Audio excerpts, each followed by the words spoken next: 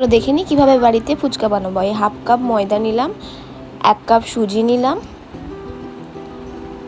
তারপর এটাকে একসাথে মিক্সড করব। মিক্সড করার পর গরম ওয়াটার দেব, দেওয়ার পর তারপর তোমরা চামচ ইউজ করবে না, তো হাত কিন্তু পুড়ে যাবে, গরম থাকবে। তারপর ভালো করে এটাকে মেখে নেব। ডোটাকে মেখে নেওয়ার পর সুন্দর করে কিছুক্ষণের জন্য 15 থেকে 20 মিনিটের জন্য রেস্টে রাখবো। তারপর এটাকে গোল করে নেব এবং তারপরে তার উপর দিয়ে কিছুটা ময়দা ছিটিয়ে দেবো, যাতে গায়ের সাথে গায়ে লেগে না যায়, শুকনো শুকনো থাকে। এটা তো বেলতে গেলে খুব প্রবলেম হবে। তারপর এটাকে আমরা বেলে নেব। বেলে নিয়ে একটা গোল একটা কোনো জিনিস দিয়ে এটাকে কেটে নেব। এরকম থিকনেসটা এরকম রাখবে, বেশি মোটাও না বেশি পাতলাও না। তারপর সব আমার রেডি। এবার আমরা তেলে, গরম একদম ফুটন্ত তেলে আমরা দিয়ে দেবো, দিয়ে ডিপ ফ্রাই করবো।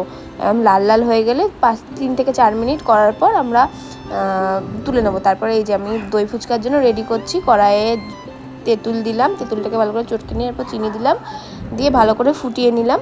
ফুটিয়ে নিয়ে এবার ওই কড়াইয়ে আলু সিদ্ধ করতে দিলাম। এবার পেঁয়াজ, লঙ্কাটা সিদ্ধ করে নিয়েছিলাম, সব কিছু কাটাকুটি করে নিলাম। এরপর সব কিছু এক এক করে মশলা দিচ্ছি, ধনের গুঁড়ো, জিরের গুঁড়ো, সেদ্ধ লঙ্কা, তারপর পেঁয়াজ, শসা।